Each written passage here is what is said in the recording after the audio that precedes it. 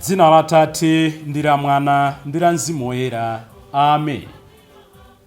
Lero Lachinai pa 25 May chaka cha 2023 ndimafuna tisinkhesinkhe mawu athu motsogozedwa ndi mawu awa Chingerezi. The Lord will not take away problems from you, rather he will divide the Red Sea for you to pass.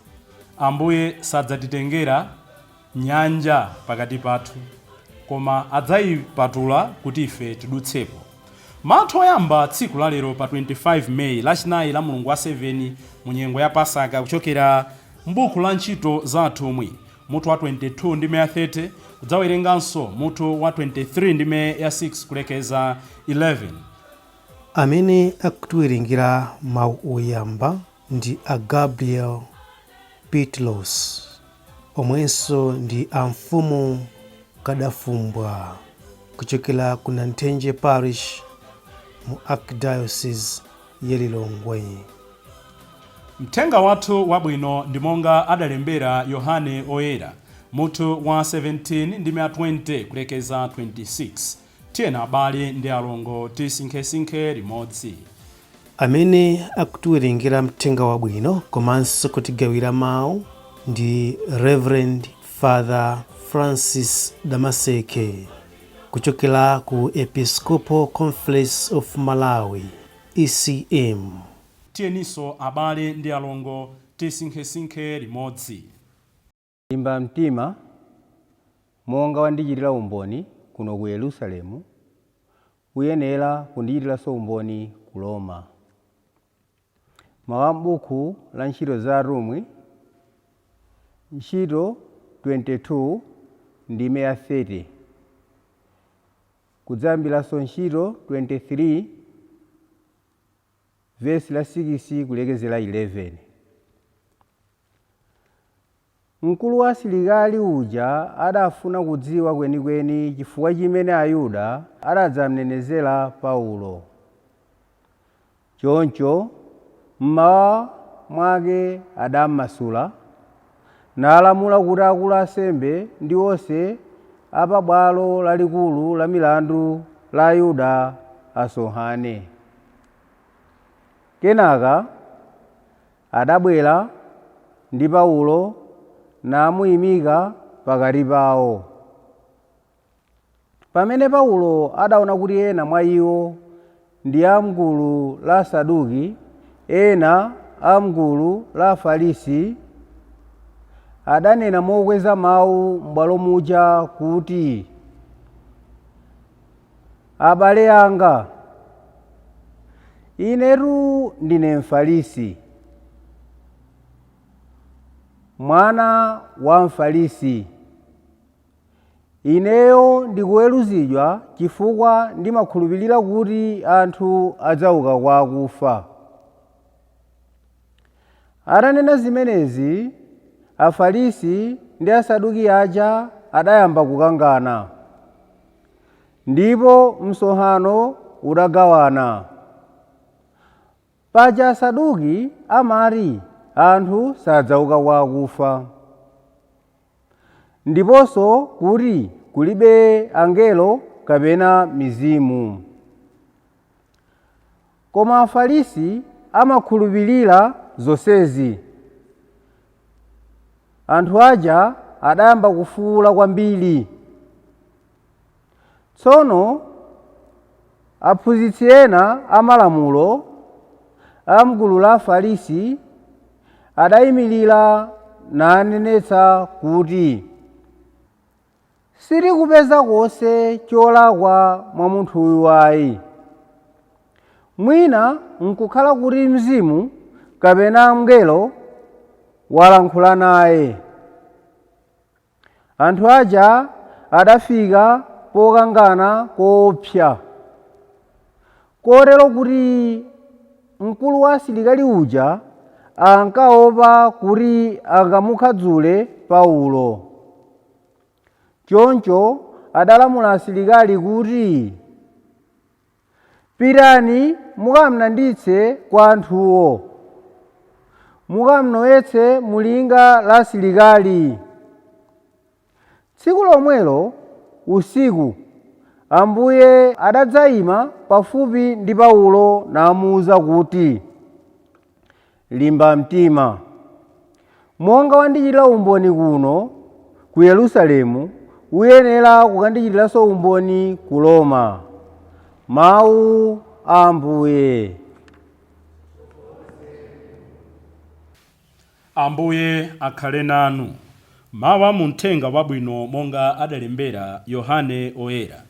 Ulemu kwa inu Ambuye. Yohane mutu wa 17 ndime ya 20 kulekeza 26. Pa nthawi yomweyo Yesu adapemphera ponena kuti, "Sindikupempherera iwo okhawa ayi, komanso amene adzandikhulupirira chifukwa cha mawu awo. Ndikuwapempherera kuti iwo onse akhale amodzi, monga inu Atate mmakhala mwa ine ndi ine mwa inu, iwonso akhale mwa ife. Motero anthu onse adzakhulupirira kuti mudandituma. Ulemerero omwewo umene mudandipatsa ndawapatsa iwowa, akhala amodzi monga ife tili amodzi. Ine ndikhale mwa iwo, inu mukhale mwa ine, kuti akhala amodzi kwenikweni. Motero anthu onse adzazindikira kuti mudandituma ndinu, ndipo kuti mumawakonda monga momwe ine ndidawakondera. Atate, ndikufuna kuti amene mudandipatsa iwonso akhale pamodzi ndi ine kumene ndili. Ndikufuna kuti aone ulemerero wanga umene mudandipatsa, chifukwa mudakonda dziko lapansi lisanalengedwe.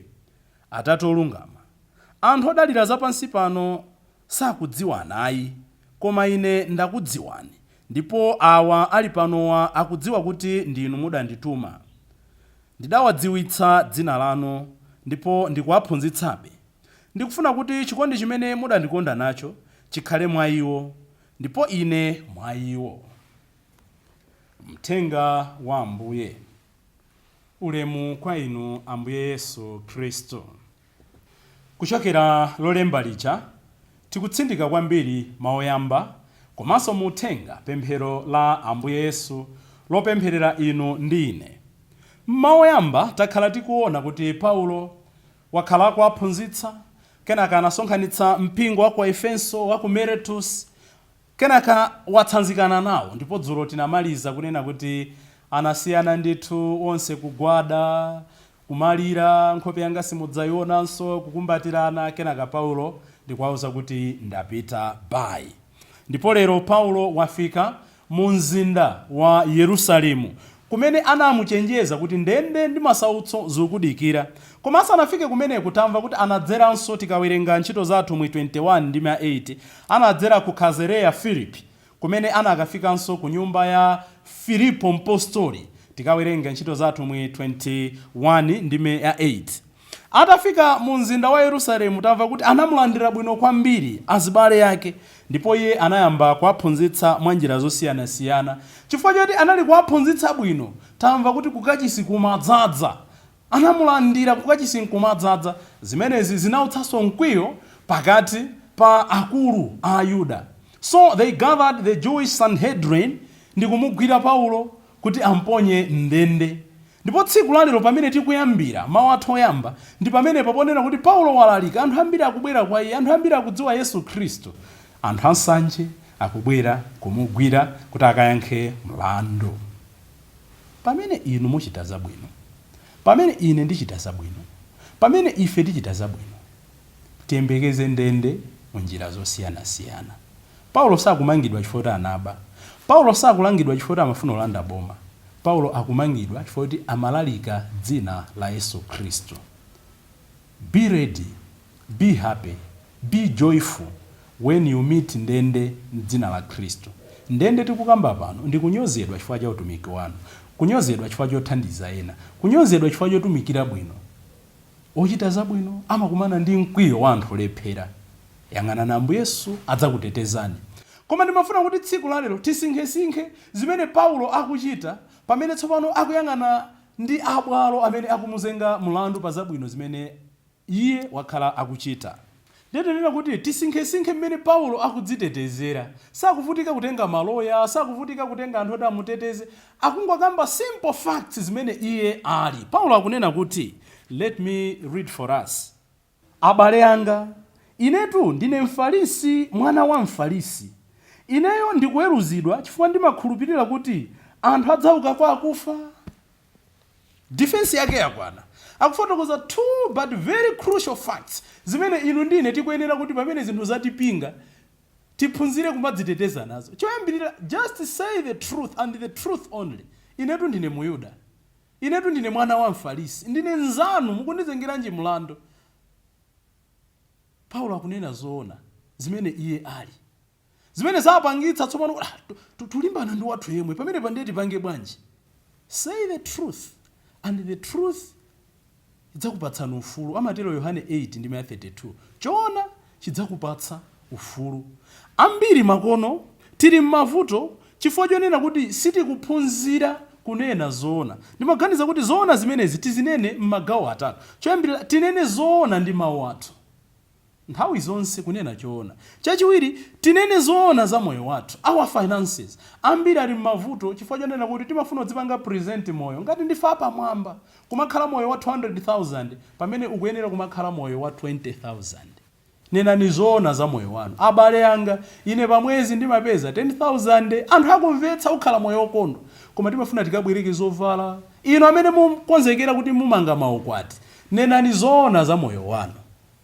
Anthu amakabuka holo ya 1 million, ukatenga zimagalimoto zodula, kukatenga zima DJ, kuitanitsa, ukathawa kwati uja akadalitsa akavinavina kuti reception, anthu kukhalira zaka 5 za banja kubweza ngongole. Ayi, nenani zoona za moyo wanu, muzakhala fulu, muzakhala pa mtendere.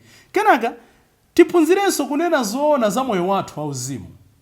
Ndine ochimwa Atate, ndine olephera, ndithandizeni kuyeretsa moyo wanga. Ambiri timathamangira kuloza chala ena. Amene uja ndi munthu wamabodza, amene uja ndi munthu wakuba, amene uja ndi munthu wachiwerewere. Koma mwina zimene tikunenazo ifeyo ndi a first grade kumazipanga. Tiyang'ane moyo wathu tinene zoona. Chondisangalatsa china nchonena kuti pamene Paulo akuyamba kunena kuti ine ndine mfarisi, akuyamba ndi kuwatchula anthu aja kuti brothers, I'm your fellow Jew, I'm a Pharisee of a tribe of Benjamin. Akuwatchula kuti brothers. Ambiri anthu ena akamati soyetsa mtendere, we try to vent the venom of our anger mwina kwa anthu olakwika. Paulo akuwatchula abale. Pakati pa mavuto tipitirire kukhalabe anthu abwino. Chachiwiri chimene Paulo akudziteteza nacho kunena kuti inetu ndikulandira zowawa chifukwa chokhulupirira kuti Yesu adauka kwa akufa. Ndikangati kamene ino ndine tagwa m'mavuto chifukwa chokhulupirira kuti Yesu adauka kwa akufa. Ambiri tili m'mavuto ochita kwayamba dala. Koma ndidzifunsa kuti ndikangati ndimalolera moyo wanga kuti ukhale m'mavuto chifukwa cha Chikhristu changa, chifukwa chokhulupirira kuti Yesu adauka kwa akufa. Ndikangati ndimalolera kupereka bwino chifukwa chokhulupirira kuti ndiupereka ku mpingo. Ndikangati ndimathandiza osauka chifukwa choti ndidziwa kuti mwa osauka muli Yesu Khristu. Ndikangati ndimathandiza ana amasiye chifukwa chonena kuti mwana amasiye ndi mmene Yesu Khristu amapezeka. Mukaona kuti ambiri sitilolera kuvutika ngati ndi mavuto amene tikumana nawo, ndi mavuto chifukwa cha kudzikonda osati chifukwa choti tunitumikira Yesu Khristu mpulumutsi wathu.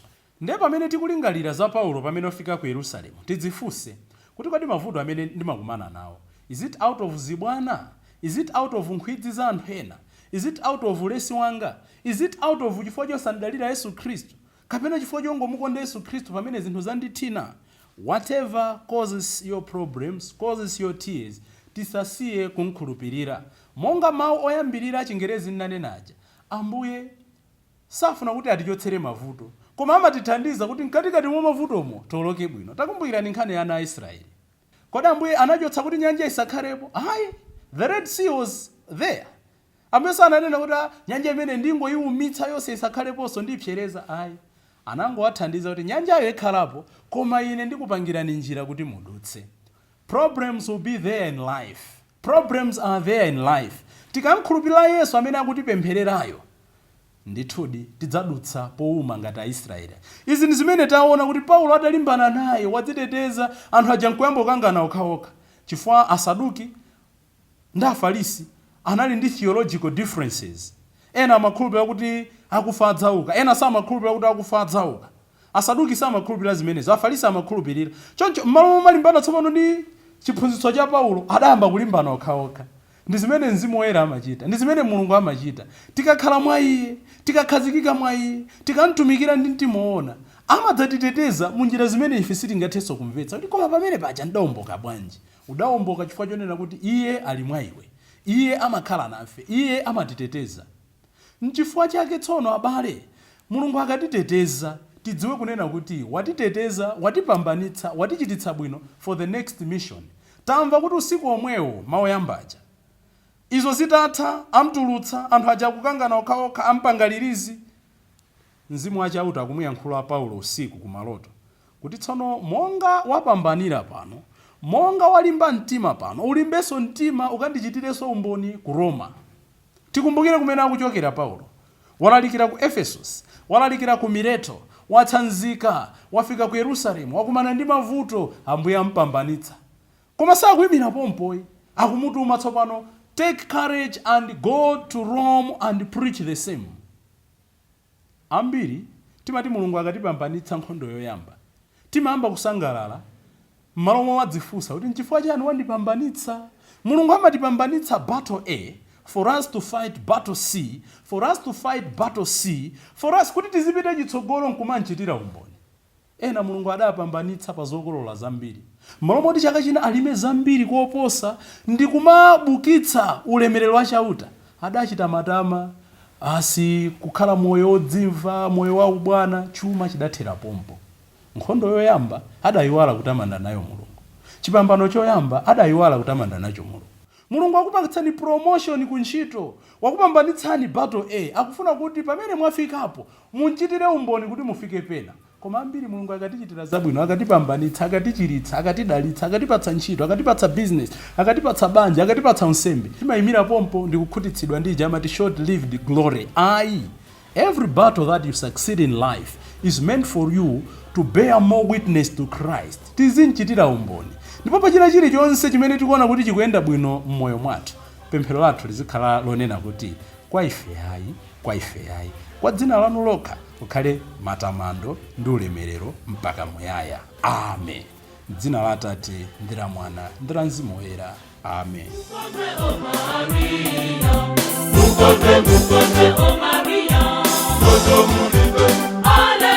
Hallelujah. Yesu wa